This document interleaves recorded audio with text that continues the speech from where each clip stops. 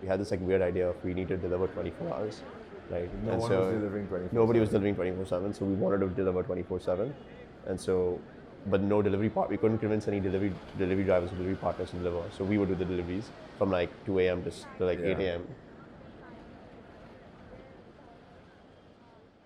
Guys, thanks so much for joining here. Been a pleasure. Very welcomed here in India. First question, where are we right now?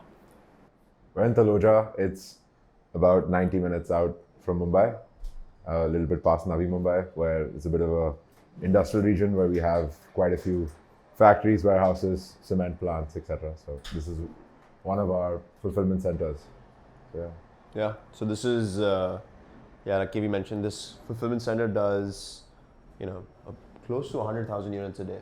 Yeah. Yeah. About a little more than 100,000 units a day. Yeah. Yeah. So yeah, we're sitting in one of our fulfillment centers. Like I mentioned, we're doing sort of a poor man's imitation of the Elon Musk, Sam Altman interview. Yeah. So yeah, a little bit of that background. By the way, did you guys know tomorrow is the 3rd anniversary of when we made our offer to invest in you? Really? Yes. That's amazing. Almost the day. We should have just done this one day later. Yeah. Yeah. I was saying we have to celebrate tomorrow. Oh, I'll tell you a story of.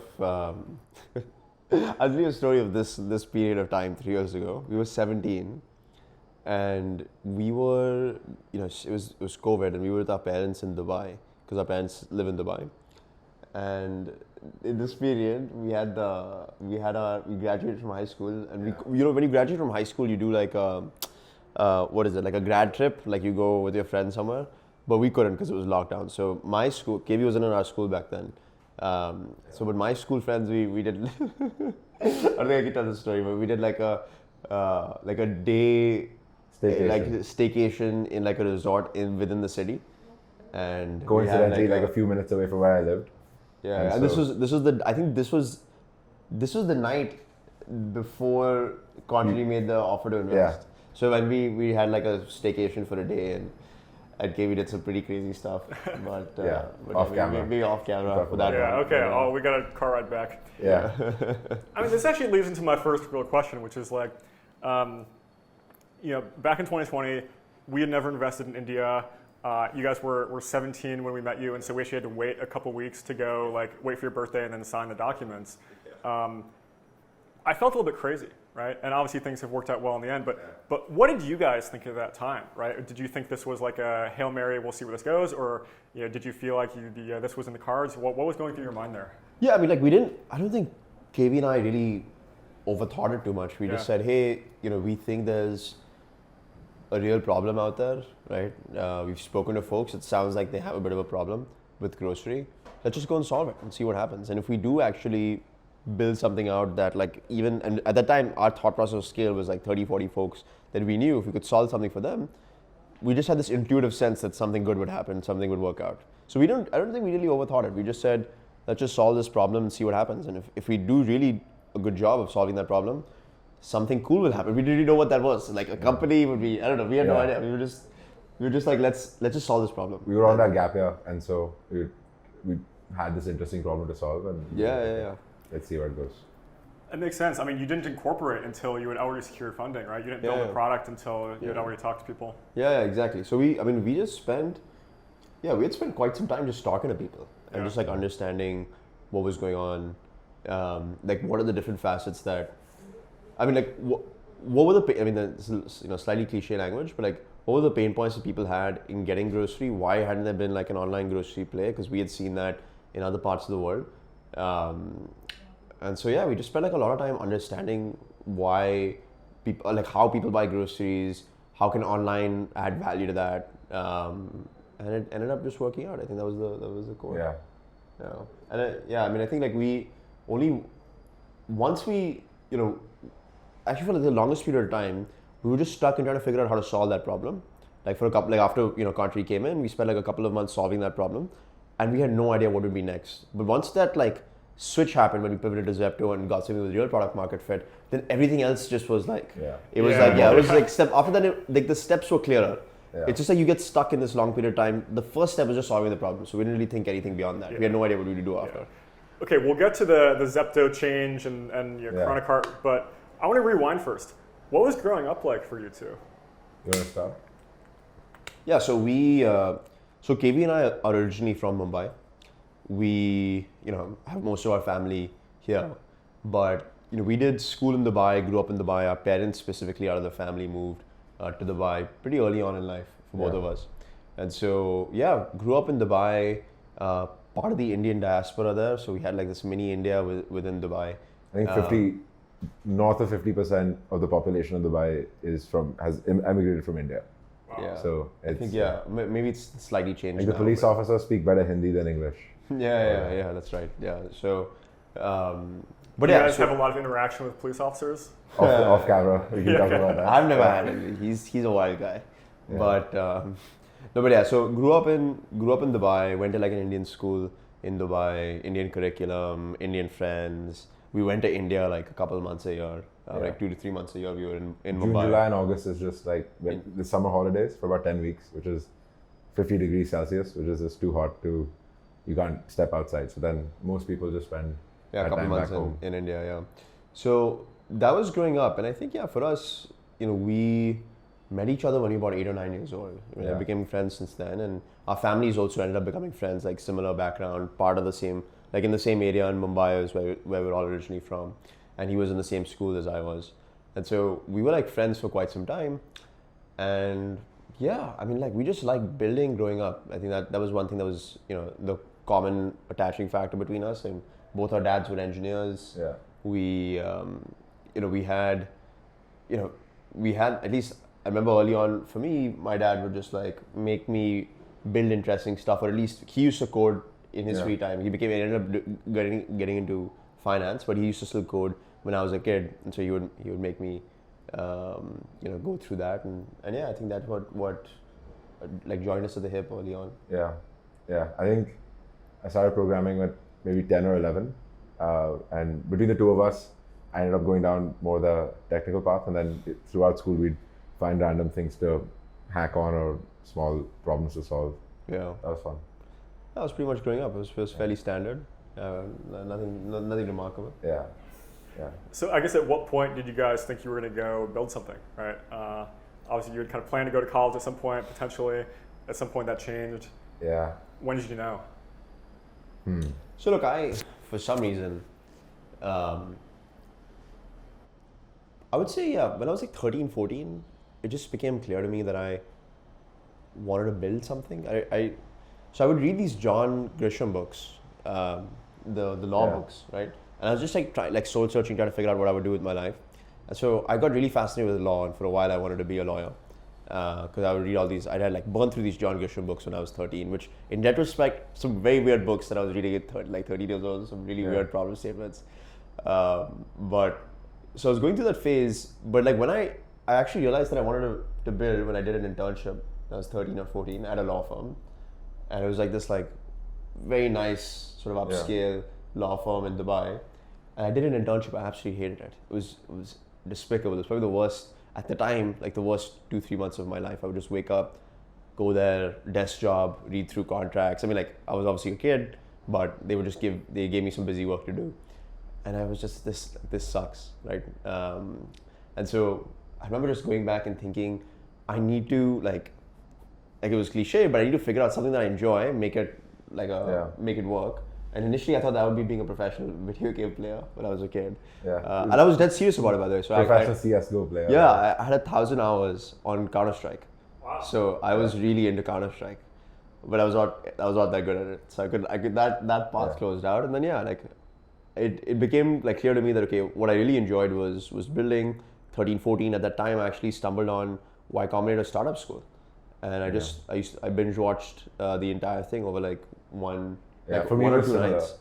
Yeah, I think similar age, there was this CS, I can't remember the name, 183 I think, which is like this Y Combinator How to Start a Startup series that they did at Stanford. Yeah. And I think the third episode of that is Peter Thiel talking about competition is for losers. And so by that point, I've been programming for a few years, and at that point, my idea of what life would look like is okay, go to college, get a job at either a Google, Facebook type place or one of these Silicon Valley startups. But then actually, at that point it was more Google, Facebook. And then I was like, okay, actually there's this other world where you can build stuff and make money from it. by starting a software business. And so I think that was around that same 13, 14. Yeah. I guess actually, now they make me think about it. My Combinator Startup School was the genesis of me getting clarity that, okay, you can really build something and make it into not only like an exciting, career path, but there's this community of people that do the same thing. And like sitting in Dubai, two Indian kids, you would have like zero exposure to that world at all. So in our parents' generation, you really had to go to business school and undergrad to get that experience. But I think you guys are very much embodying the internet generation where it's just all there accessible from the very start. Yeah. Right. I remember there was this, like Gustav and the growth masterclass that he did. And I was just so fascinated by that. I had no idea what he was saying, but he was talking about the early Airbnb, the early Airbnb A/B testing, and I didn't know what it was, and I spent like a day just like going deeper and trying to like, what is an A/B test, right? And I remember we probably spoke about that when we were kids, but that like when I like those are like the videos when you watched it as a kid, for some reason it was exciting, and so at that point it became clear that okay. It was pretty, at least to me, it was rock solid that I'm going to build something out. I think KV had a more thought through path. Yeah, I think originally the plan was undergrad, work at a startup in Silicon Valley for a few years. Work on a big company. 27-ish, start something, apply to YC, blah, blah, blah, raise some money. So that was the original plan. I think we just ended up preponing. Yeah, doing that a lot earlier. No, I didn't have a plan at all. I had a very different philosophy. My philosophy was, if you go to a Google, because I remember KV wanted to work like Google Facebook. Yeah, when I was 14, I wanted to work at Google. Yeah, you wanted to work at Google. I think there was that movie, The Internship. The Internship. Yeah. So I watched that movie. I was like, wow, this is great. As a 14-year-old, I was like, this looks like the life. And so I remember at that point that was part of the dream. No, so I had a very different philosophy. My philosophy was, if you go to Google and Facebook and work, you get soft. Like that, like not to like offend folks, but you just feel free to offend if that's how you feel, right? No, I mean like not in the wrong way, but I just felt like you get comfortable in life. Life is good. These are great companies, great people work there, and you're just surrounded by like good people. You're working on nice problem statements. It's not that intense, and it's hard. Like it's golden handcuffs in a way, right? Not just golden handcuffs, but even like the softer things that like when you get thrown into the real world, building a company, that and if you always have that back door behind you, it's always just so tempting to go back. And so for me, I was a little bit more raw-minded. I was like I remember it was very clear that I wanted to build something. I actually wanted to use college as as an incubation period to figure something out and like try to if I could in a year or two get some product market fit and drop out. That was the idea. But it took me like 2-3, like from when I was 14 to like 17. At 17, I got that clarity after high school. I hate school, and I'm just gonna like try to get out of this rat race. Interesting. Yeah. I didn't know you had that clarity of plan so early on. It's funny because people say you're like a Stanford dropout, but you never actually made it to campus and took a single class, right? Yeah. No, we picked out our classes for the first semester. Okay. But then, we ended up taking a gap year. Yeah, because if we're at the 3-year anniversary, we're 2 weeks away from going to campus. Yeah, 2 weeks away from going to campus. Yeah. So KV got in early. I did not get in early. He got into Stanford, restricted early action back then, and I actually applied to Penn. I got deferred, and then I got into Stanford and Penn, like in the April decision cycle. And so I mean, we picked up the classes. I still have it on my computer, by the way. Like on my computer, if you look at my computer, you can see like the approaching Stanford bookmark on my laptop. But I have to get that out of my Chrome. Yeah. But yeah. I think a lot of people that I talk to are just interested that you just skipped it entirely, and that maybe this is a little bit more of an American thing, right? But college is it's like a life stage. It's where you kind of grow up, right? You get all the social experiences. I mean, was that even a factor for you guys? How did you think about the non-startup side of things when you were deciding to go all in on, I guess at the time, KiranaKart? Yeah, I mean, I was always in love with the idea of going to college, to be honest. Yeah. And I thought, I actually really was excited about studying in the United States, just getting that exposure, very different from the exposure that I had. I think KV went to like a little bit more of an international school, so he had some exposure, but it obviously had a little bit of that, but I'd only been to the US like once at that point. I went spent a couple of weeks there, loved it. I thought I could learn a ton there. But But yeah, I mean, I was always excited about that idea. I think, you know, It wasn't a major decision point because it was also the peak of COVID. And we're like, okay, fine. If you go to college, like the fun part that you're talking about is the social side, which is probably going to be very difficult to replicate in a remote setting. And so at least, and that went on until 2022 to a pretty large extent. And so I don't think it was a very major part of the decision making. Yeah. No, I mean, I remember just calling KV, and we had this like, okay, so this is like, I'll tell you this, okay, I know I keep going on tangents right now. But, Tangents are exactly what we need. Yeah, that's something we need on this podcast. But, you know, we got into Stanford, and pretty crazy. I have this side tangent to the side tangent. I was watching this video today of me getting into Stanford because I recorded myself, and I was in this like destitution mode because I just got rejected from every other Ivy League college other than Penn, and I was like, there's no way I'm going to get into Stanford. And then I remember just like I remember the reaction video. Yeah, my reaction video is it's not very wholesome because it's 4 o'clock in the morning in Dubai time, right? I'm sitting there in my room, and I'm just like, I gave like a speech to the camera, and I was like, you know, I always wanted to go to Stanford. It's exactly the kind of, you know, like mindset, like the entrepreneurial dream is like the pinnacle is Stanford. I know I'm not going to get in. It's fine. We'll figure it out later. But it would be nice if I did. And then when I got in, it's like 4 o'clock in the morning. I just absolutely lose my mind. I'm like screaming profanity, right? And I just like I wake up. My parents are like, what happened? They thought it was like they thought it was like some sort of fire like broke out. But I just go to them. Like they didn't even stay up because they didn't think I was gonna get in. So for the night before, when they saw me get rejected from all these universities, they stayed up. And then the next day, which was Stanford was the next day, they didn't even stay up. They were just like, forget about it. But yeah, it was pretty funny. But anyway, so coming back to coming back to it, so we got in, COVID hit. It became, I think, 2-3 months out clear that we would definitely miss out at least on a semester, like of college, like, and would have to do it remotely. And we were going back and forth. Both of us said, hey, why don't we build out something or do something better than wasting the precious time on Stanford remotely. And so we just had this back and forth conversation, and then I remember us talking to our parents about it, and they said no. They're like, no chance of getting a gap year, because we said, okay, basically let's take a year off, do something else, so that we don't waste our precious time at Stanford remotely. Because to your point, right? Because we thought we were going to learn a ton, we might as well do it in person if you're going all the way there. And when we asked our parents, they said no. So we said, my mom actually still says this because the reason she was saying no was because she had this feeling that if we took the gap year, we would figure out something more fun to do and just not end up going back. And so she sort of called it in like June of 2020 that this was going to happen. And I still remember, like, my dad is sort of like, okay, fine, do whatever you want. My mom, until the day of the gap year deadline, was like, no, you can't do it. And then I remember calling her like a couple of hours before the deadline. Aadit had basically a couple hours before the gap year deadline. Yeah.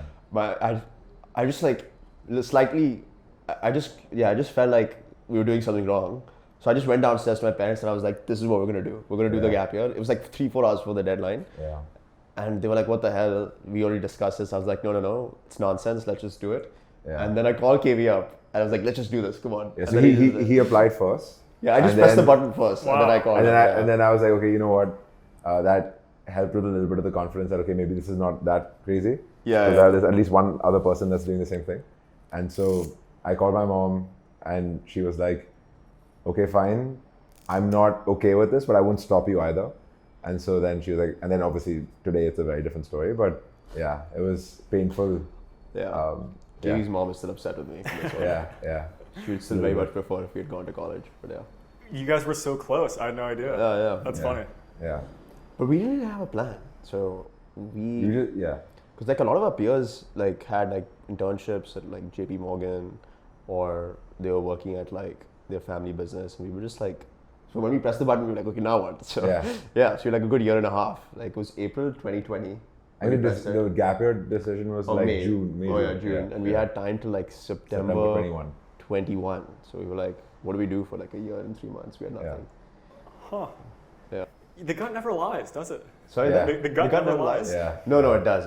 At least like, I mean worst decisions usually have been like impulsive in general today. So the best. I remember. So the best. The yeah, like deciding. So we applied to YC, and then it was like, wait, should we go? Should we not go? See, the diligence-free decisions are not good. Yeah. Like, there are certain decisions, like, there are certain decisions that people make sans diligence and just like basis what they feel. Usually it's like I like the Reid Hoffman framework for decision making. So you hear something, you make a tentative decision on the spot, right? Like if you have to make a decision, and then you spend like time trying to figure out, is that decision the bad decision? Like you diligence it, and then if you can't find any major red flags, you go with it. Would you say gut after diligence is the right way to frame it? Yeah. So diligence, then you get clarity, and then if you're and then if in your bones you feel like, okay, this is the right way to go, then you do it. Yeah, then that works out. Yeah. So it's diligence plus gut. Yeah. Okay. I want to hear more about the early days of KiranaKart. Yeah. Most people probably don't know that there was like a version 0 of Zepto before things really took off. Yeah. So, and this is the Zepto that I first knew. Yeah. So, what was that? How did it come about? What went wrong? Yeah. By the way, we should just to make it explicit, right? Like Contrary put in the first check into the company, $50,000 at I think 2.5 million post. Yeah. Which we were very kicked about, by the way. Yeah.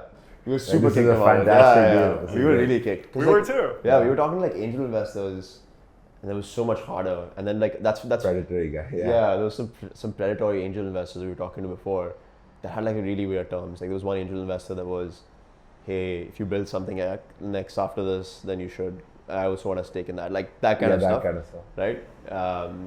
I think you guys did do a good job of building out a very trusted cap table. Yeah. We were talking about this in the car on the way here. Is that a lot of your rounds were just led by insiders that knew you very well over a period of years, and that was what's helped you scale so much. But I think early on you guys optimized a lot for trust. Yeah, exactly. Yeah, trust, 100%. And that's we had this sorry, I'll come back to it again, tangent. But early days of KiranaKart. So it was basically a pick up and drop service initially. Started off with Kaivalya and I just doing it ourselves, doing some pick up and drop offs for what people needed, and it was pretty open ended. And as we went deeper into it, KV effectively built out with some help obviously, but effectively built out a pretty crappy V0.1 of the KiranaKart app, which was just we just ripped off some Instacart designs. It was originally Instacart for India. It was Instacart for India was the one-liner. So we just ripped off some Instacart designs and just hackily put together this really not crappy so great app. Pretty crappy app. But then it ended up scaling. So we got we got a good 300 orders a day on KiranaKart back then in the very, very early days. Within 5 or 6 weeks of launch. Yeah, within 5 or 6 weeks of launch. And we were just hustling. We were just getting stores. We were just getting more and more pickup points added. We would go into. I remember going into apartment complexes with flyers and giving people flyers and just getting kicked out by security multiple times.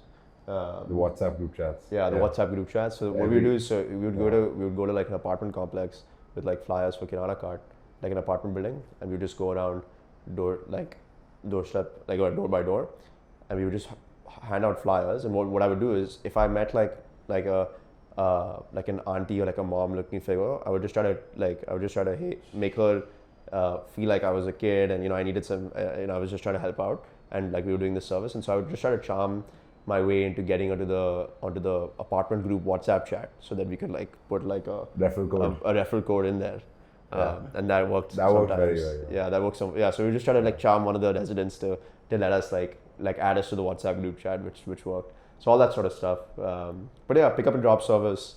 It was 2 of us in Mumbai at that point. So we actually, post Contrary coming in, went from Dubai to Mumbai, which is anyway what we were planning to do. We were planning to spend COVID in Mumbai. I think the travel window between Dubai and India was shut off at that point. So we had to get evacuated.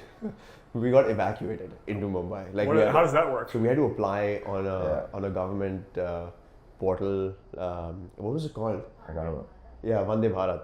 Yeah, Vande Bharat. It was in COVID, like the people that were stranded abroad, the Indian government had like these international evacuation plans. You have a good reason to come back. Yeah, to get like Indian citizens to come back. Yeah. And so we had to like apply to get evacuated, and so we got evacuated into India. Everyone from India was like trying to figure out how to get to Dubai. We were, I think, it was a very empty flight on the way. Yeah, it was just like we were the only like jokers going to India, like which was like at that point. Yeah, it was bad. It was like The the COVID global situation was hotspot. Yeah. Yeah. So we were the only jokers going to India at that time. I remember that was pretty funny. Well, COVID played a big role in KiranaKart starting out, right? Yeah, So yeah. people needed a way to be fed.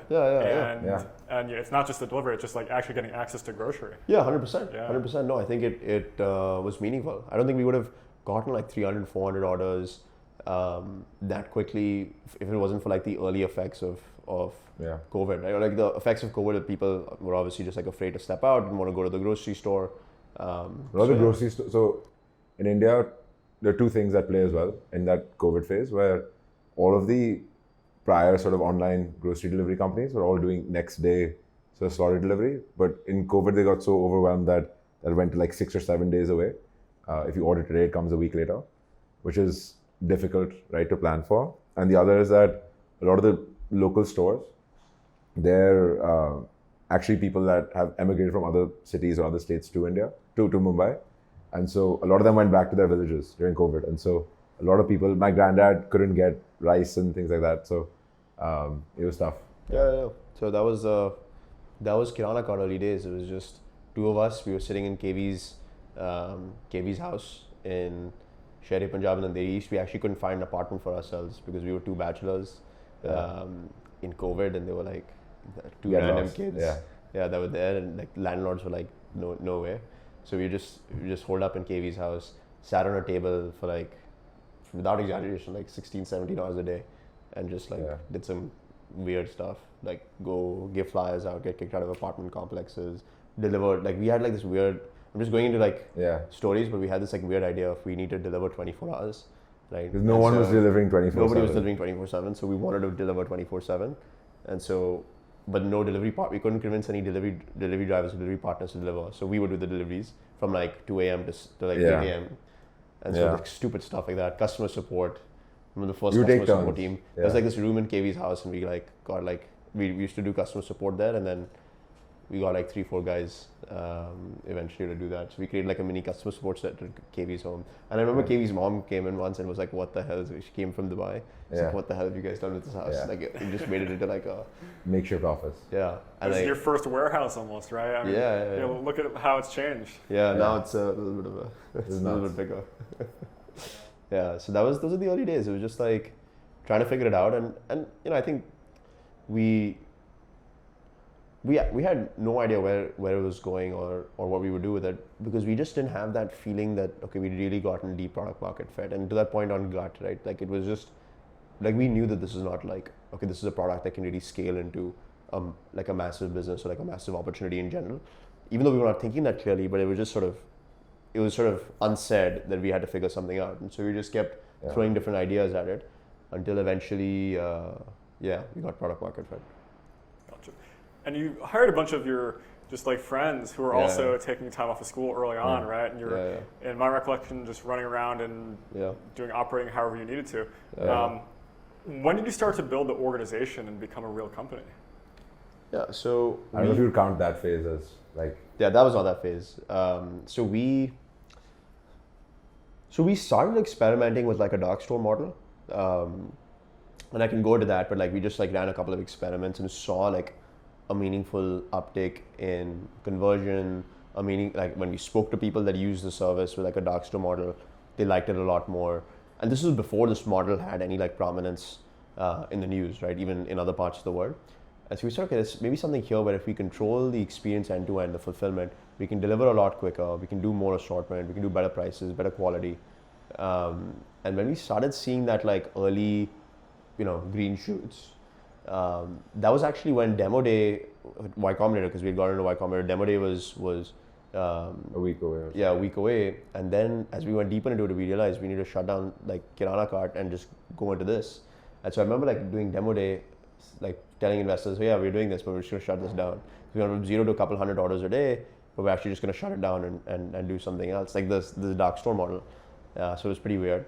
But while we were in that process, once we started getting that clarity that, hey, there's product market fit if you go deeper in this direction, Nexus actually approached us and said, hey, we've heard about you. We were speaking to them for a while, but one of the analysts had like placed an order on KiranaKart and was like, hey, this is cool.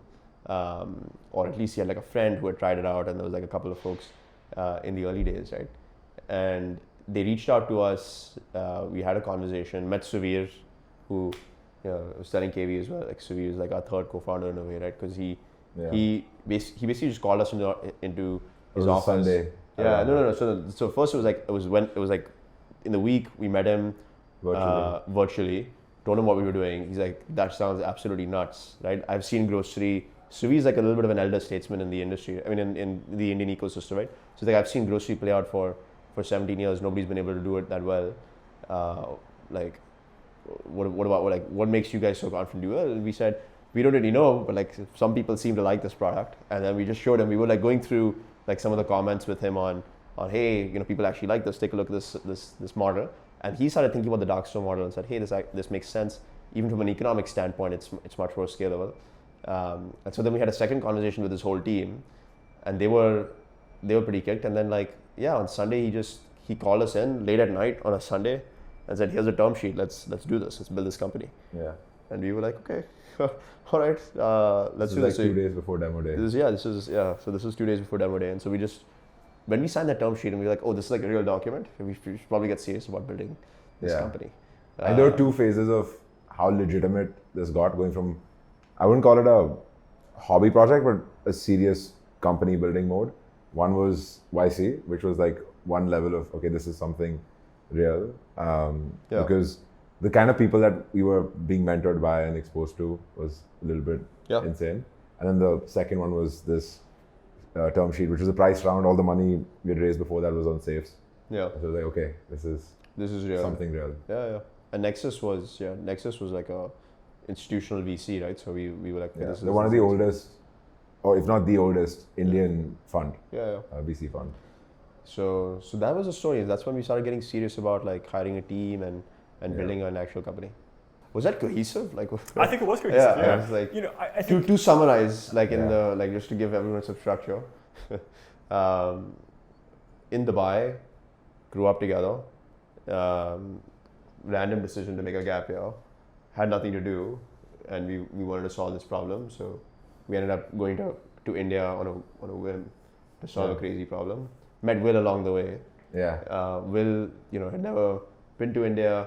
You want to talk about how it was a contrary decision, like. It was So, what was that like? The gap year program. Yeah, we applied, right? We applied to the gap year program. Yes. Yeah. So we had when COVID was happening, as you guys were trying to figure out how to get groceries, right? We were trying to figure out what to do with all these people that were super talented but just not really doing much, right?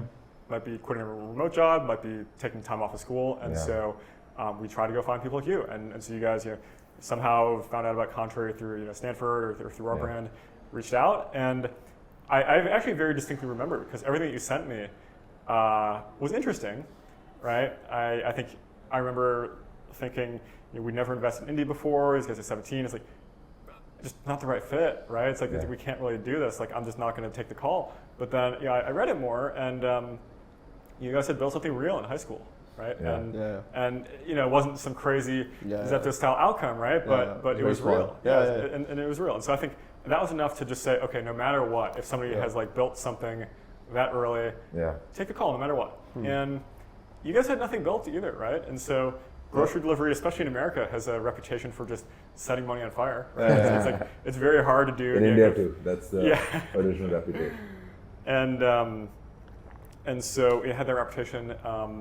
But you guys had clarity of thought, right? I think that's the number one thing for us, is that every time we asked a question about, how are we going to work, how are we going to grow, how does the economics work out, you were able to think through all the counterfactuals and the hypotheticals, and you could talk through all the elements of your plan, even if it wasn't really real yet. And there's just something intangible, right? Where once you see that clarity, it's hard to ignore it. And so honestly, we'd kind of hoped that you guys would pivot, because we just thought that the original KiranaKart model was just too hard, right? It wouldn't work. And I think that ultimately kind of, you guys didn't pivot totally out of grocery.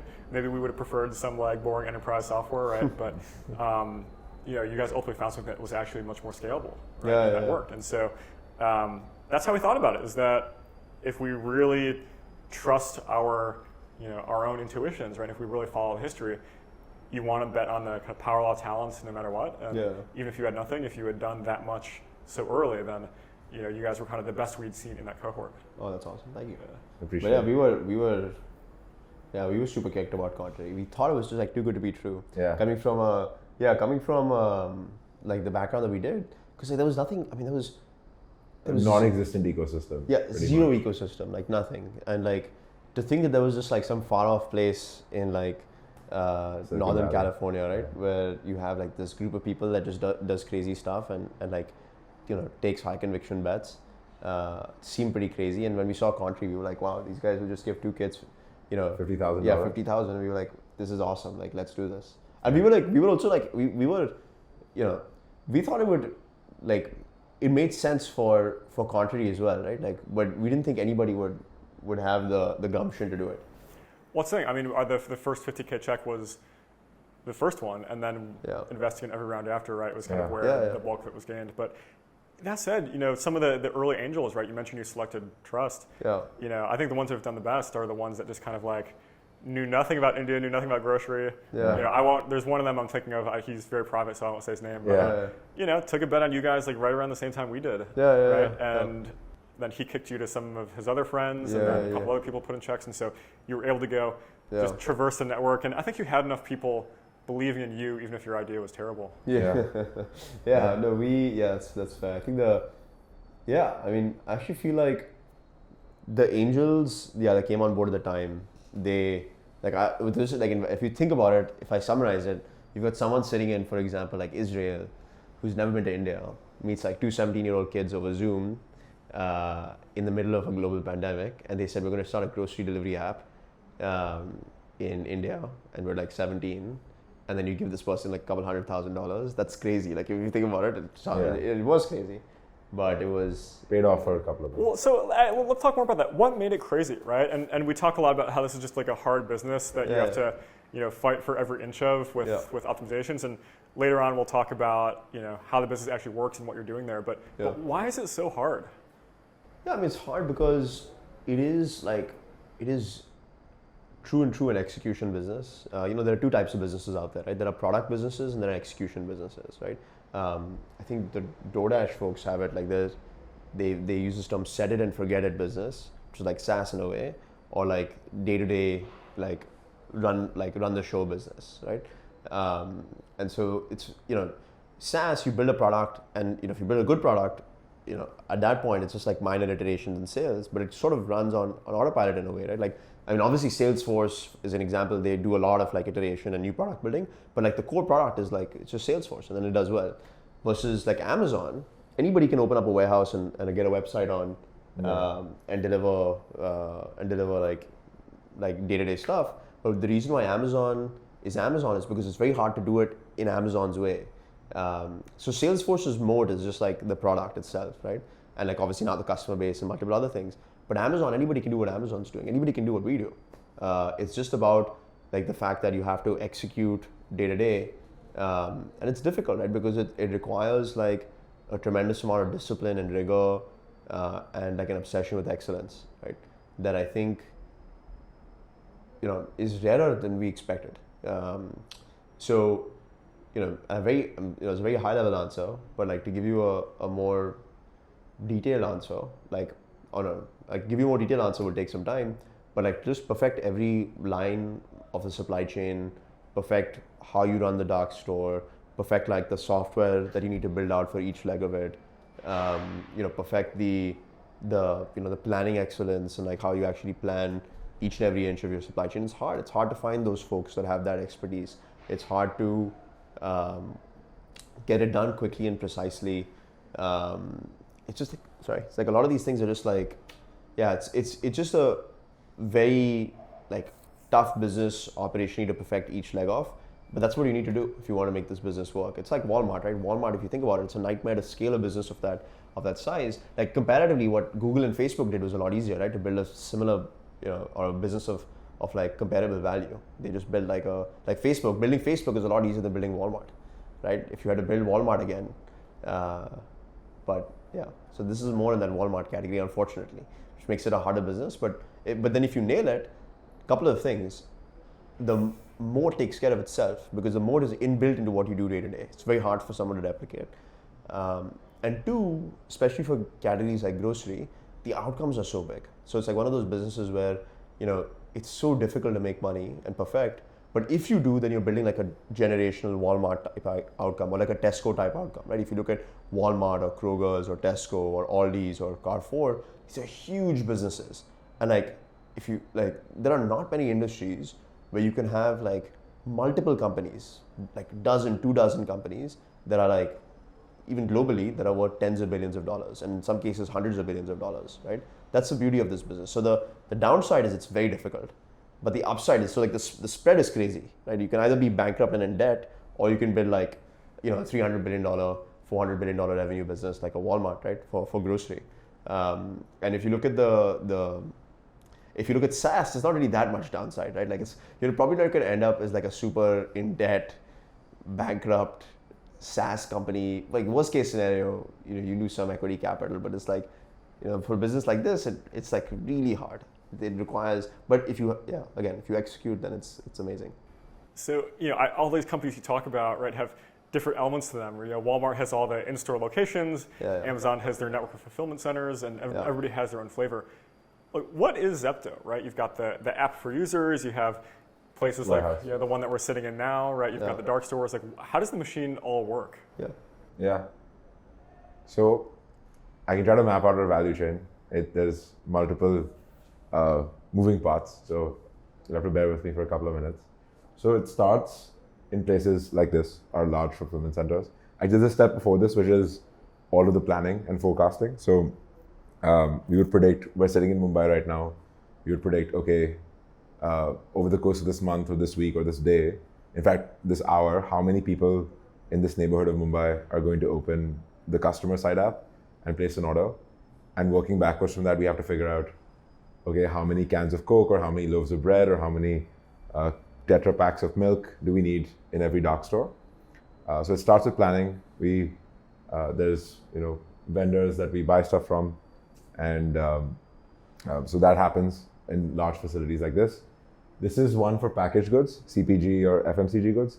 There are similar ones for fruits and vegetables. So there the supply chain's a bit different, where we directly source from farmers.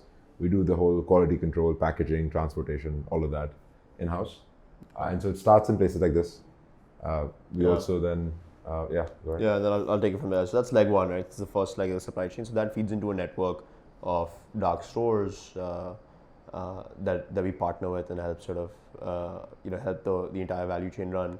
So these dark stores are these like 3,000 square foot stores. You can think of it like a high throughput delivery only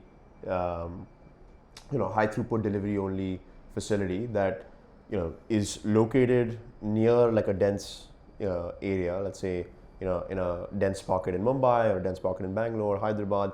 It's got about like 6,000-7,000 grocery products, and like these distribution centers fulfill the dark stores, and the dark stores end up serving customers through a last mile leg, right? And the style of last mile, it's similar to like a DoorDash or like a Zomato or a Swiggy, right?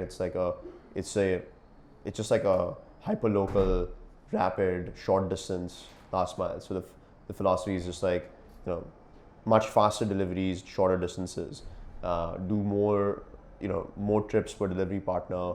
That's basically the thought process. But back-end distribution center, dark store, last mile customer, that entire flow is powered by the app, right? And the software that we've built out on the back end. So that's basically what Zepto is. And if I have to sort of summarize it, it's fundamentally a supply chain business.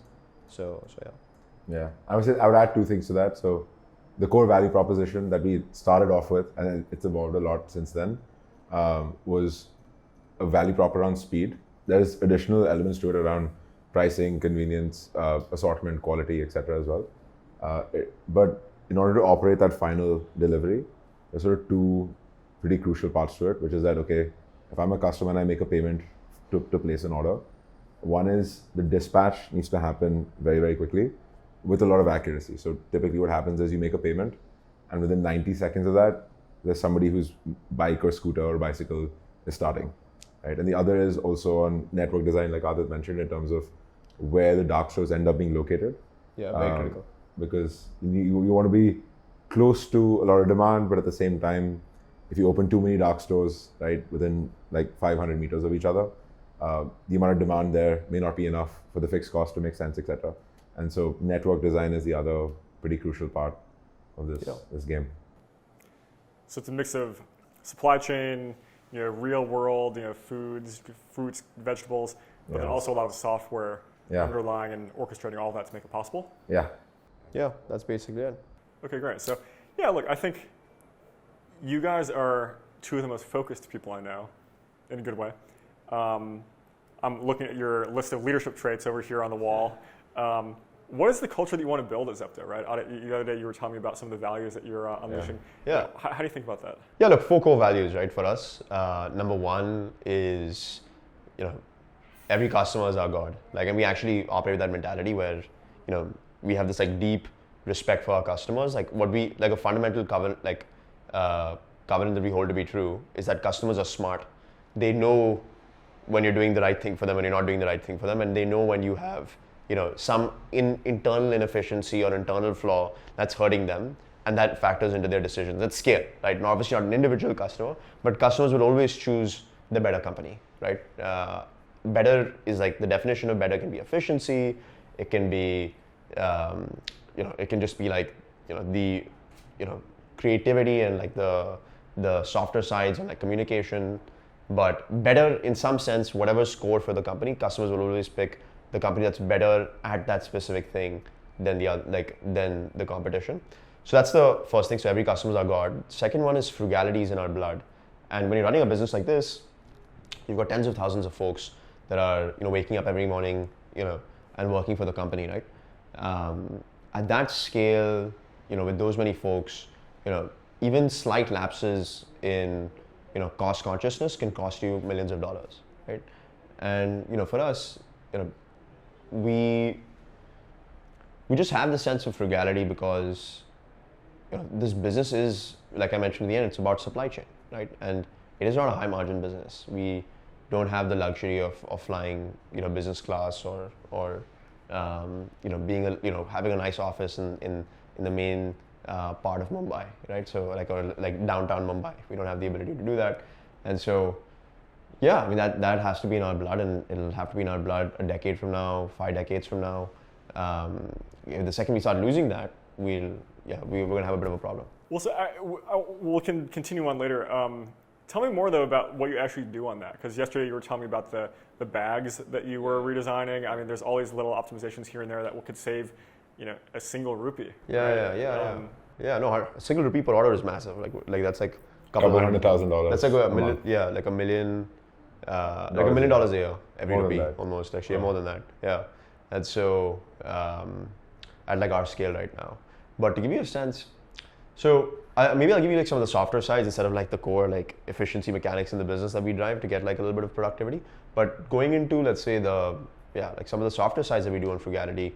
So our office is people joke with me about to me about this all the time. Our office is just it's not easy to get there. It's a really tough, not so nice place of Bombay. It's Jogeshwari, Vikhroli Link Road. It's in a notorious road where the traffic is terrible. And the building that we're at has just historically low occupancy rates. Historically, it's just been, occupied. This is an experiment. Partially. So I spoke to the WeWork team, and basically it was a low budget experiment that they were running. They got a couple, 2 or 3 in the country. They said, hey, can we create a really cheap version? Because WeWorks in India, most of them are pretty nice. And it was a little experiment they ran where they said, okay, let's just operate at a much, much cheaper cost and a lower price point and see what happens. So this is one of those. Yeah. So we're in the cheapest WeWork in the country, without exaggeration. Yeah. And this is WeWork India, so it's not hopefully going to go bankrupt. But yeah, so we, that's one thing. And that like alone, that decision in the office, we were calculating it. If we just took like a standard office in like central Mumbai, the delta of that would be about 7-8 basis points on our P&L, like 7-8 basis points of EBITDA, just straight, like just the office decision. Yeah, like the simple as that, right? And so, for us, that's just like one example of cost consciousness, like that frugality. And look, we're a loss-making company today, right? We're losing money. We're obviously growing fast and we're investing, but if you're losing money, right? The purpose of a business is to throw up lots of cash. Fundamentally, you have to just like be humble in that fact and like say that, okay, if we are going to invest and lose money for a purpose, which is to grow the business faster than it would normally grow, then, well, the idea is we have to at least do the very basic courtesy to our shareholders to make sure that we're not losing more money than we should be, right? So yeah. Yeah. Yeah. So the third one is on execution excellence is why we win, and like that rigor, ownership, execution speed, clarity of thought, all that comes in execution excellence. Like really just nailing everything down to the last crossed T or the last dotted I. Like all of that needs to be perfect. While obviously making sure that we're being decisive, we're executing with clarity. So there's like a lot of, and most importantly, we're doing it with a high degree of ownership, because all the factors that I just mentioned, doing something rigorously and doing something with clarity and quickly, you can't do it if you're not thinking about it from an owner's mindset, right? And so execution excellence is why we win. That's our third value. And our fourth value is dare to be great, right? It's pretty bonkers. We're sitting here, 2 years ago, KV and I were sitting in his room in Mumbai with like 3 employees. 2 years later, we've got tens of thousands of folks that are all part of this journey. And like when you're in that flow, like when you look back over 2 years, the kind of outcome that we've had is so insane that like we need, if we're going to go for it, like with this trajectory, we should go to make real history, right? And that like feeling of doing something that, and Jeff Bezos said this in one of his shareholders letters, right? Doing something that is, that you can tell your grandkids about in the future, like doing something really important and exciting and making history. That idea of daring to be great is core to the culture. So, every customer is our God. Frugality is why we win. Frugality is in our blood. Execution excellence is why we win. And dare to be great. Those are the 4 core values of Zepto. I feel like everybody has some values they write down, right? But how do you actually go enforce those and make them part of the company and part of the product? We took a slightly different approach to this, which is that for the last 2 years, like since Zepto in its current form has existed, we never actually wrote these down. We said that, we recently did this a couple of weeks ago, and it's actually was more about, so Zepto has a very distinct, unique sort of culture already. Mm-hmm. And I think you visit our office. Yeah, when you walk in, you can feel it. Yeah. I will say, I think you guys had the most dense and higher energy office I've seen by like a 50 or 100% margin. Yeah. So that's my... Yeah, and so I think what we ended up doing is just saying, okay, we have this distinct, unique culture. So let's just try to articulate what we have. Yeah. I think like the best lever for us on like, candidly, like, Netflix has like in the Netflix culture deck, they say this, right? Like what you write down, like the values that you write down, it's bullshit, right? Like, in a way, right? Like anybody can write down any value. But the reality is your values are what you reward and hire for, and what you don't reward and in some cases punish, right? That's really what your value system is. If you're, punishing people, if you're rewarding people for taking risky, thoughtless bets, but they're doing it with a lot of pizzazz and a lot of noise, and it's getting the manager's attention, and that's what's getting rewarded, that becomes your culture, right? People will then focus on the noise around the achievement, or at least creating, visibility versus actually doing substantial work. Versus if you're rewarding the person that's sitting at the back, that might not be as expressive, but is really going into the details, is really perfecting the task and generating real value, regardless of how vocal he is about that achievement. That's what people will focus on. They'll focus on, like, then if you start rewarding that behavior. So that's the Netflix example, right? And so, for us, I think the 2 biggest levers on driving culture, one is you embody, like if we embody that, like I realized this when I was studying KB, a company's culture in many ways is like a mirror. I mean, this is a little bit of a vanity statement. and I don't usually subscribe to this like cult of the founder thought process that like some other folks have. But for this specific one, I'll make an exception, which is a company's culture in some respects can be a mirror of the founder, right? Like you can actually see, I can see a little bit of myself in the company, in the good ways and bad ways, right? And so there are like lots of, like if we have like bad traits, it'll start like bubbling up in the company. I'll give you an example of one of the less consequential bad traits that I have, which is, I have a tendency not to celebrate wins. I'm like pretty averse to celebrating wins. I'm just like mainly focused on what's going wrong, right? Not really focused on what's going right. Like if it's going right, great. That's like not a problem. What are the problems we have? And just like only focusing on like, we need to fix this, we need to do this, we need to do this, which is bad because, sometimes the team needs, to take a step back, appreciate, you appreciate the effort that everybody's put in. And so that creates bonding and people have like a, more willingness to push harder next time. So, but I don't do that, and I for a long time didn't do it. And I saw this bubbling up in the company where like within teams something really exciting would be happening, but nobody would even mention it. They were just like, okay, this is great, let's move on to the next thing. And that, that's not a good like morale booster, right? So someone really kills themselves, they want to be appreciated for it, they want the chance to celebrate it. So I saw that coming up in the company and I was like, wow, I've known that this is like a flaw of mine for like years. And I'm just seeing it now in bubbles. So yeah, like the biggest lever is like you actually embody these values, right? Like everything that we just mentioned. If KV and I, tomorrow start flying business class and like start doing, crazy stuff, the frugality value, we can put it on a board. People will just say, yeah, if tomorrow we like show up in the office with like a Mercedes, right, a Ferrari, great. I mean, like, people will be, yeah, like frugality for us, but not for Aadit and KV, right? Or if we like, start taking impulsive decisions and we don't do our homework, then the execution excellence one will go through the window.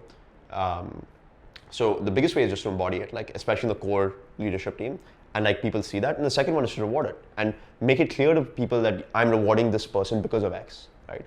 And like we have this like, meritocracy religion at Zepto in a way, right? Where there have been people that have grown tremendously in their careers at Zepto, like have probably gotten to levels that they would have gotten half a decade out in a year, right? Because they deserved it, right? There were people that were younger but were more capable, and so for those people, like if you're rewarding them and accelerating their growth, it's very clear why. Like I have one example. I won't name his name, but there's someone that I worked with closely, fairly young in his career, pretty early on. He was just like the highest ownership, most intense, and like the most rigorous person that I had worked with. And he was like in his 20s, was still very early in his career, but he was just like pulling things off that even problem statements that I gave to people much more senior couldn't do. And so when we accelerated his career growth, we made it clear to like his peers, this is why, like because he does ABC. And now like people get it. So like that's how culture gets formed. But now we're doing it a little bit more explicitly with communication as well and making it a little bit more clear. But so far I think we've done, without actually writing the values down, I think we've done a good job with the culture. Some places that we could improve, maybe sometimes a little bit too intense.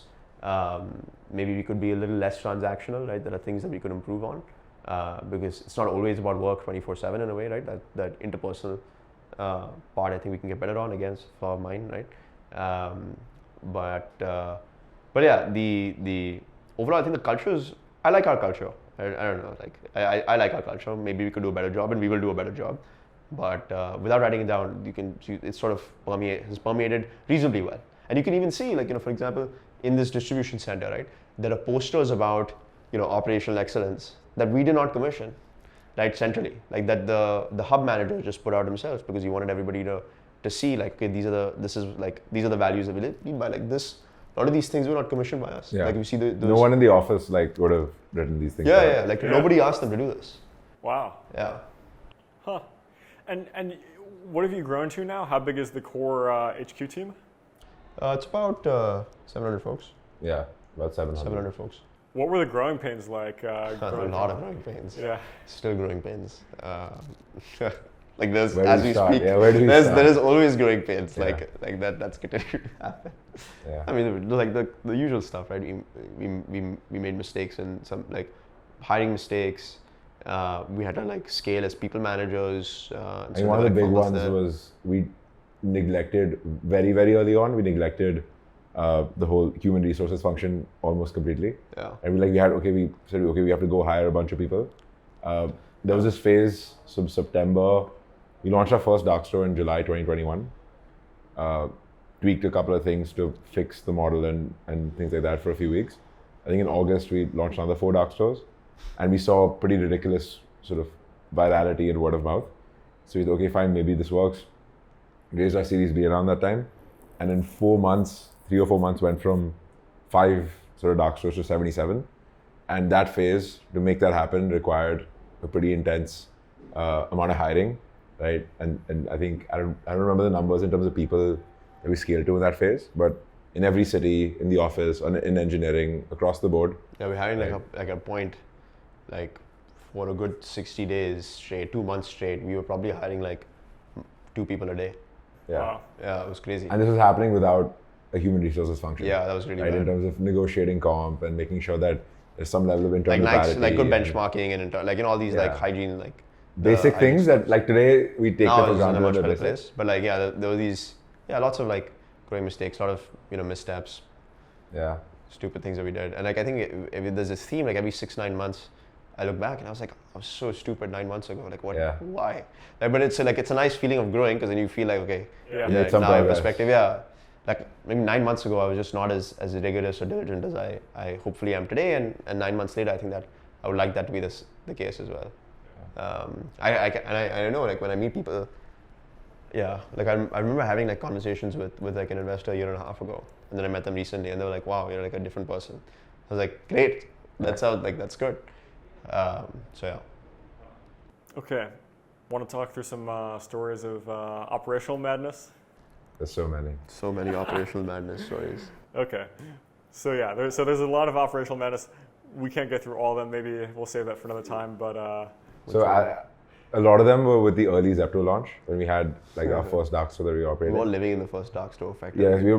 Yeah, we didn't have I think we had a dark store before we had the office, and so we would use like the racks as like a standing desk and get the So laptop we would, open. Yeah, we would have like one of these racks, for example. We would just put like our laptops there, like a standing desk. Yeah. Right, and then like work there in the store.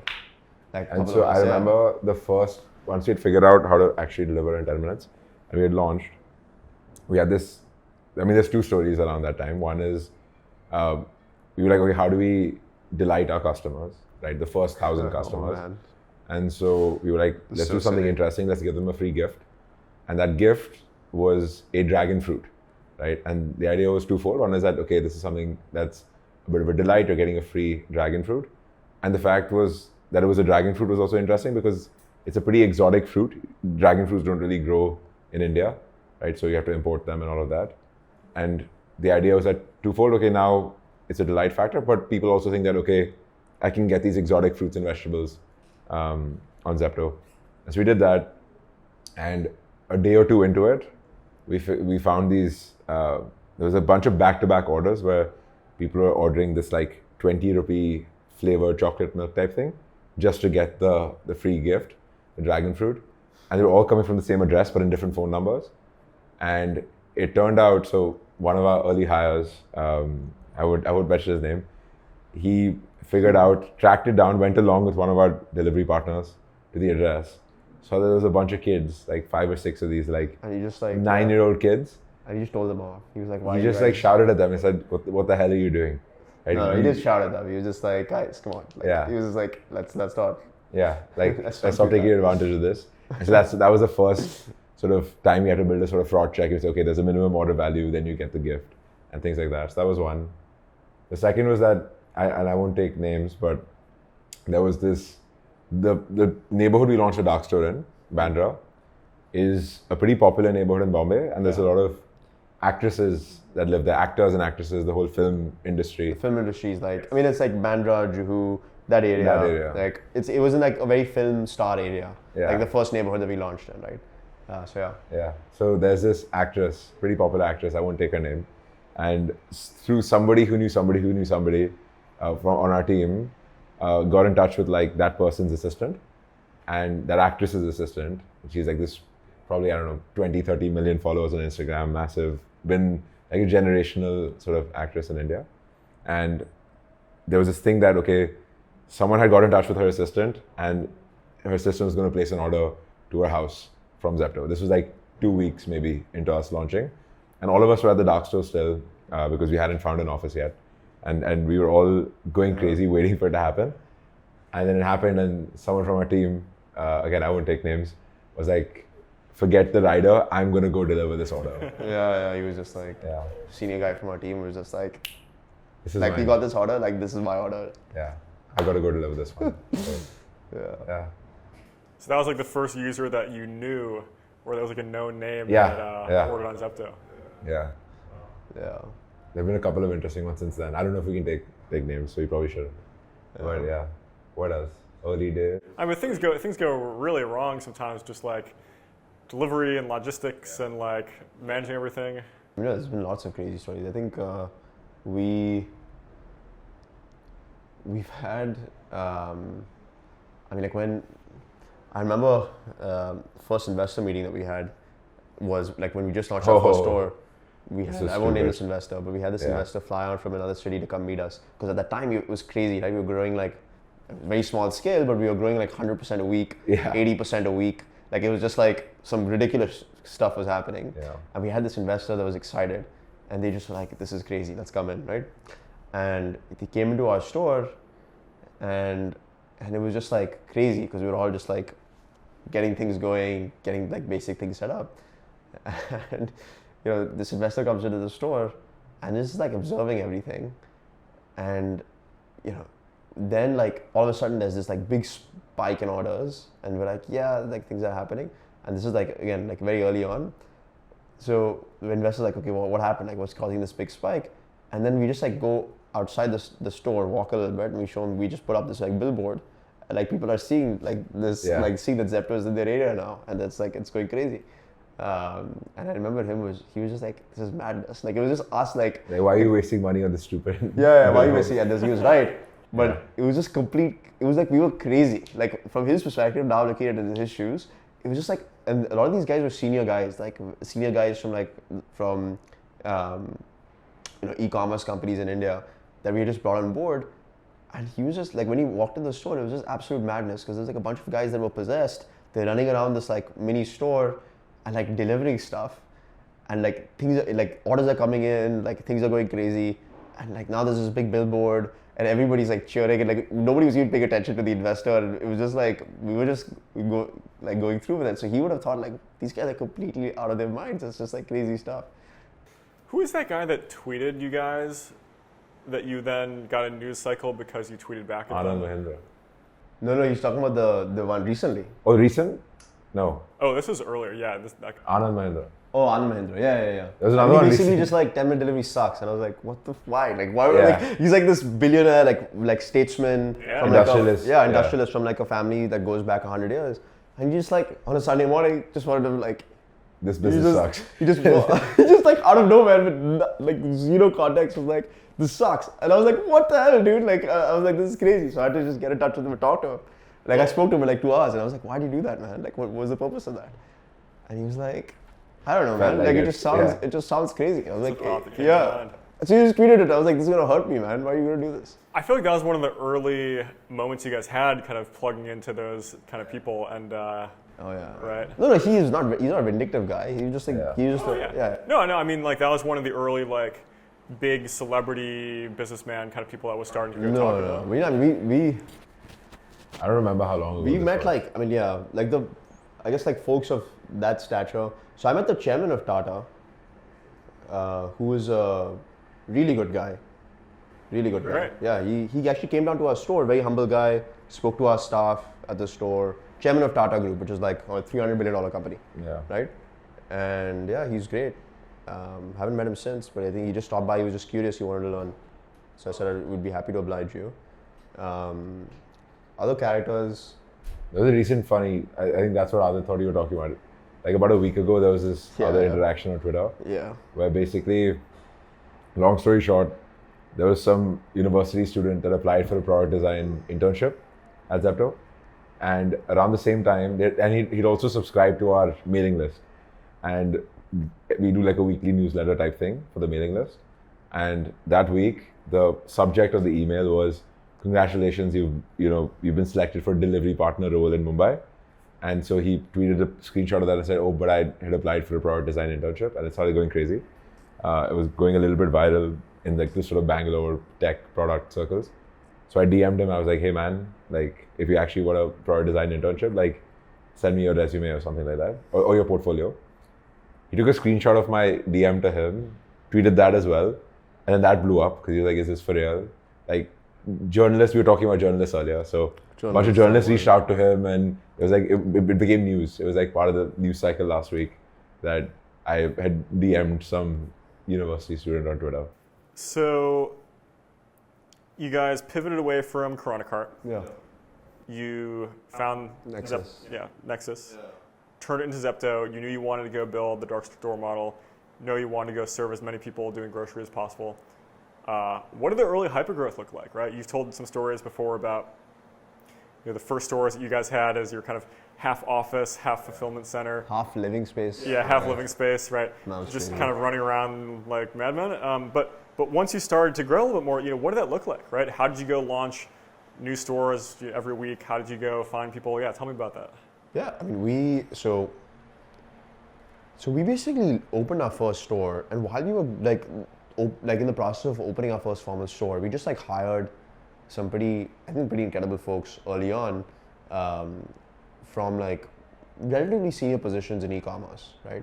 And so we were able to convince them. That's its own crazy story of like having to like speak to their wives. Yeah, like talk to people's families and tell them that we're not crazy and they should leave their very high-paying, comfortable job and join 2 17, 18-year-old kids that have like some crazy idea to deliver groceries in 10 minutes. So that was its own like journey of, there was like there was a 3-week period where I had interviews, without exaggeration, 13 hours a day. Yeah, like 13 hours a day of interviews from 9 a.m. to like 10 p.m., 10, 11 p.m. without exaggeration. And like, because we realized when we were doing the first pilots of Zepto, that this is like fundamentally an operating business, right? This is a business that requires that operating discipline and supply chain depth. And KV and I were picking it up and we were learning, but we realized that, if we're really finding product market fit, we should go fast. Why should we go fast? By the way, Reid Hoffman's framework on blitz scaling, we thought there was going to be a lot of competition, right? And so, we said, it's a Glengarry market, like Reid Hoffman says, in blitz scaling, you should go for it if you have product market fit. So we said, let's go quickly.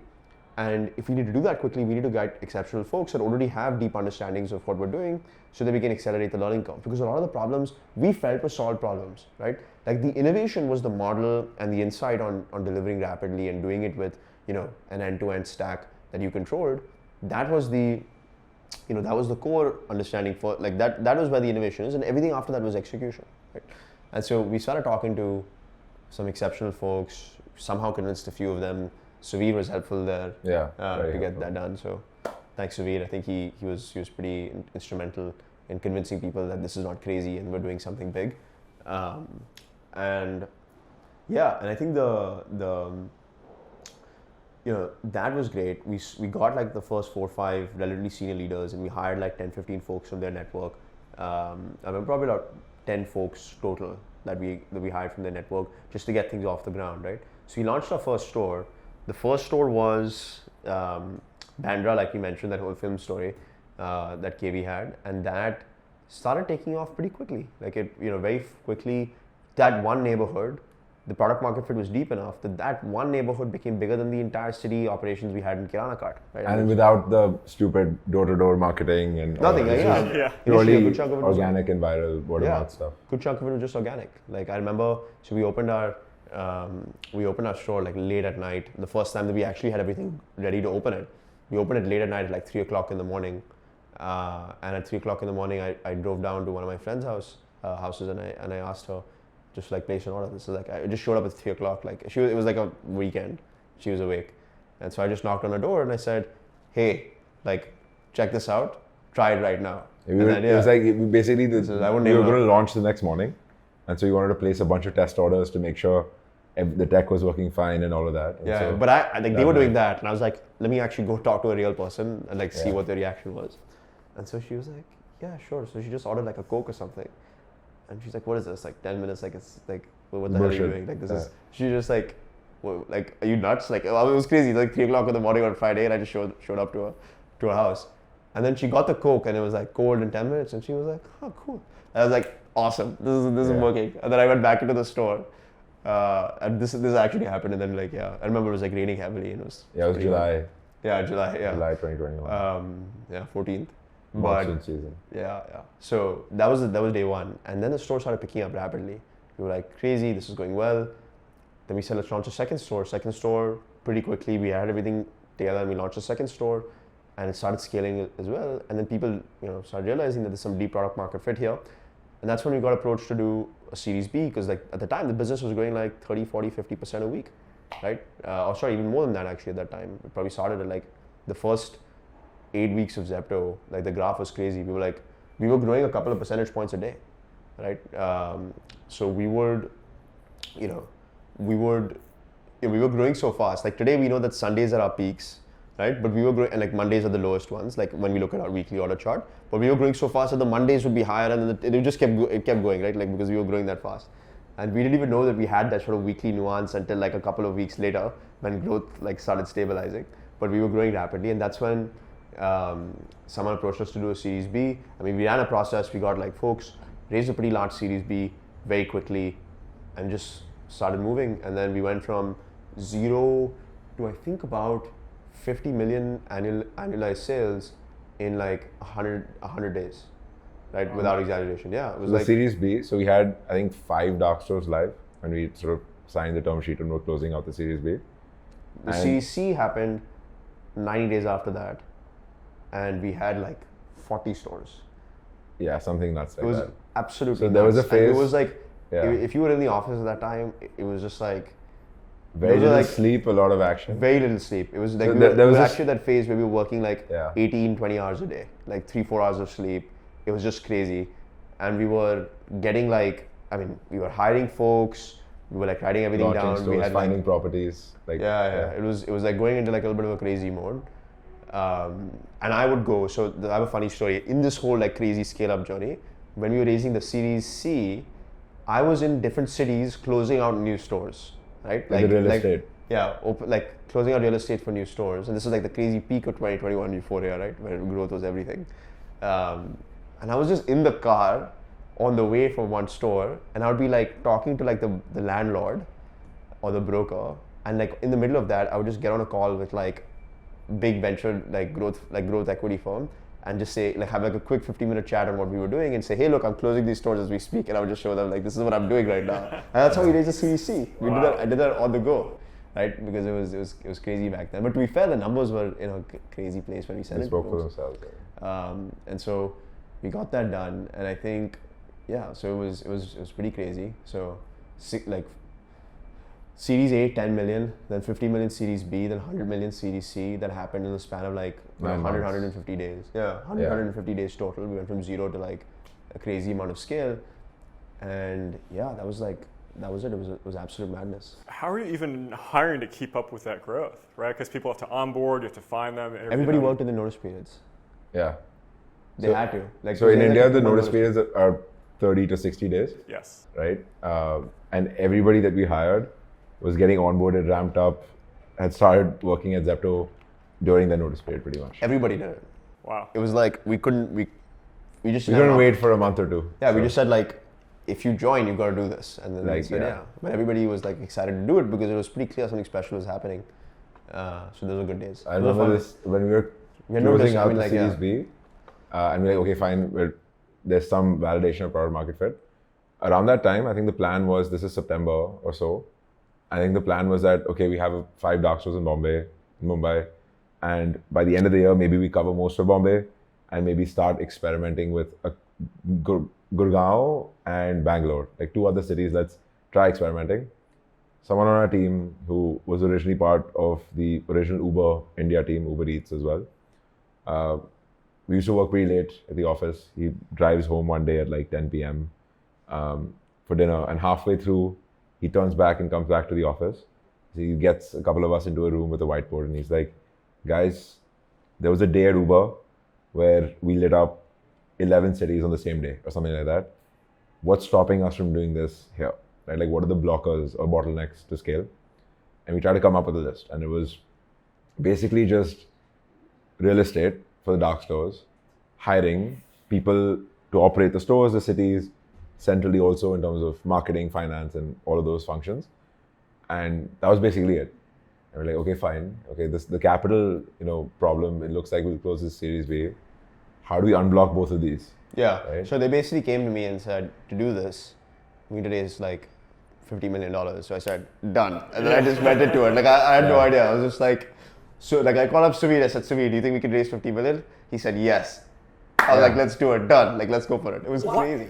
So why did he think that you'd be able to raise, and like, why were you able to? He was like, this is the fastest growing company I've ever seen in my life. Okay. Like, it was just like, and the product market fit was And the there. customer love was deep. The customer love was deep, and you could see it. Like, people would post like, "What, this new service is awesome." We did a campaign around it also, where it was just like we took like organic customer comments on Instagram and Twitter, and we made it into a campaign. Yeah. You I remember that slide in the pitch deck. Yeah, and like people, so you could like anyone that opened this up, like just from an investor's perspective, this is 2021. You look at the numbers, you're like, wait a second. Like, I would talk to Suvi every day at that point, right? And every day I would tell him like. Like, this is how many orders we DSA, and he's like, okay, what the hell is happening? And customers would love it, and Suvir would talk to customers, I would talk to customers, and people were like, yeah, this is awesome, we love this service. And so from an investor's perspective, they're like, this is the fastest growing company in his mind of all time, and it's like, God, like, at least that's what we thought, right? I mean, could be, we'll have to check the records, but like from his experience, 17 years investing, never seen something like this. And so yeah, we were like, let's raise 50 million.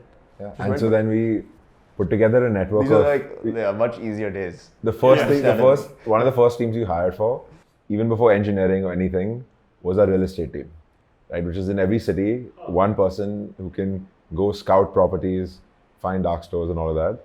And then alongside that, we built out the city teams and engineering and growth and ops and all of them. I think at that point, pretty much all hiring was happening out of like just network based and referral based.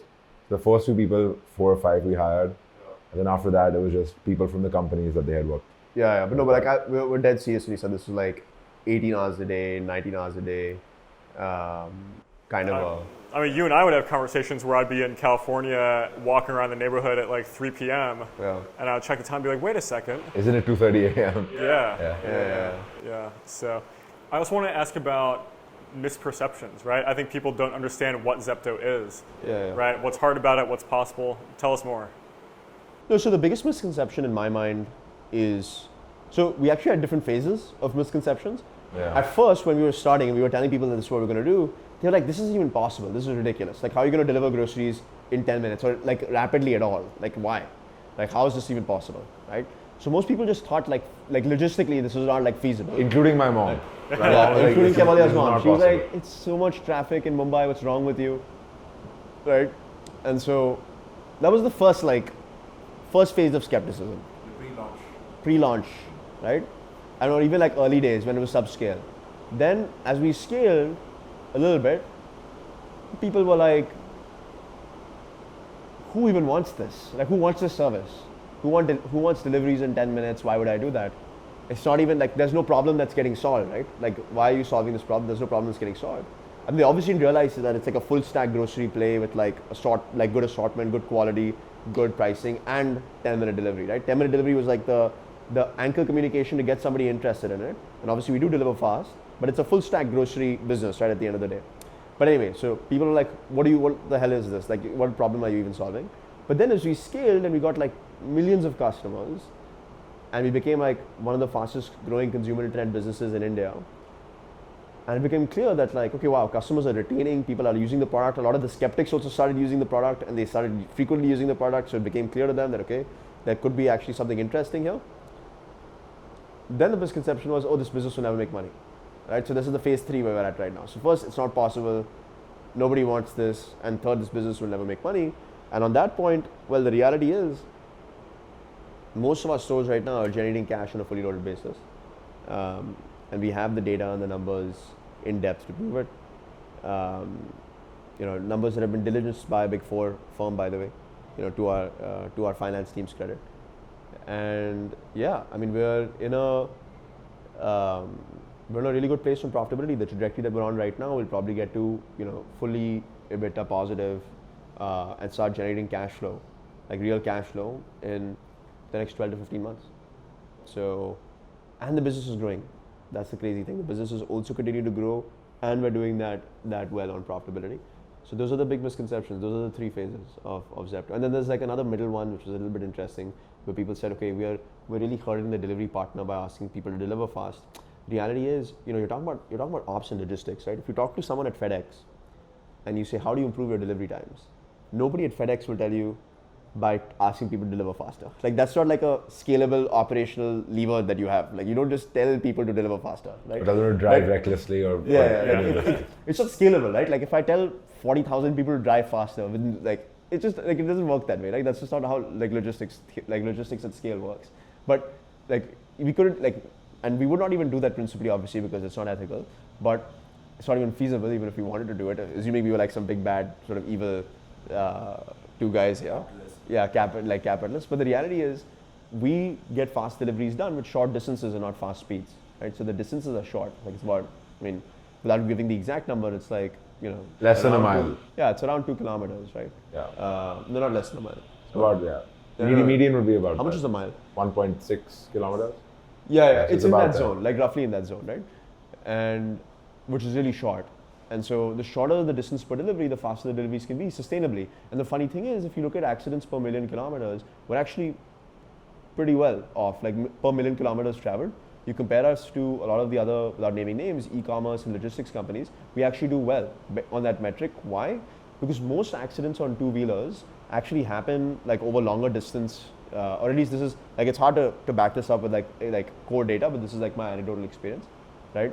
That most accidents on two-wheelers happen on highways, serious accidents, right? That really cause sort of loss of life and limb. But like, most of our deliveries are within these artery roads, right? Like, within the same neighborhood, we're delivering in the same area, short distances, where accidents are not as common. So actually our accident count, yeah, exactly. So our accident count is quite low, and now we've put in a feature in the app where you can track the delivery partner's speed. So you even know that he's not driving that fast, right? Because if you're doing, like around 2 kilometers and you're delivering in 10 minutes, even with 2 minutes of pick pack time, 8 minutes of travel time, 8 minutes of travel time, 2 kilometers, that's like roughly what? Kilometers per hour. That's about, roughly about 14 kilometers per hour, 14? Something like that. 14 to 20-ish. Yeah, like 15 to 20 kilometers. It's lower than the average speed that most bikers travel at. So like 15, 20 kilometers per hour is like, it's a reasonable speed. Like, that's like your average speed. Sure, there are faster periods and there are slow periods in that journey.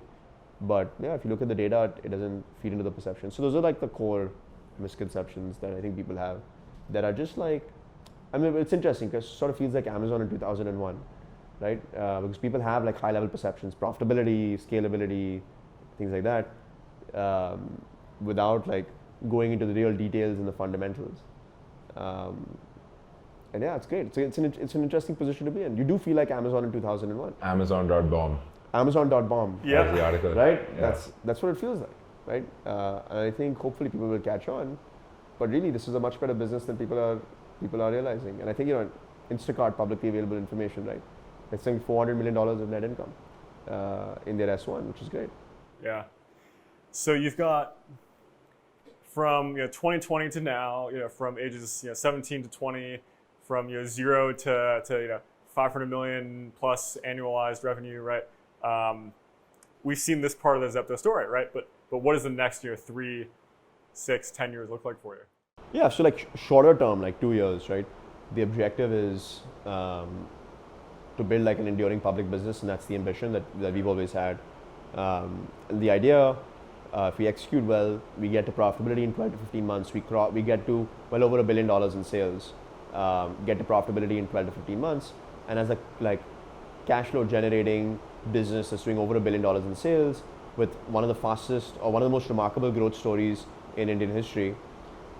At that point, we can go public, right? And the idea would be to go public 2 to 3 years after that, and 2 to 3 quarters after that. My bad, 2 to 3 quarters, and yeah, go public by like early 25.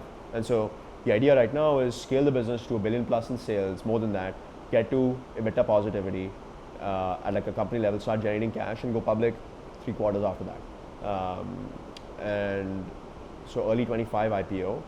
And a decade from now, really, I think, the way that it's going, because we're building, I believe, the deepest product market fit format of grocery in India, right? In both the offline and the online world.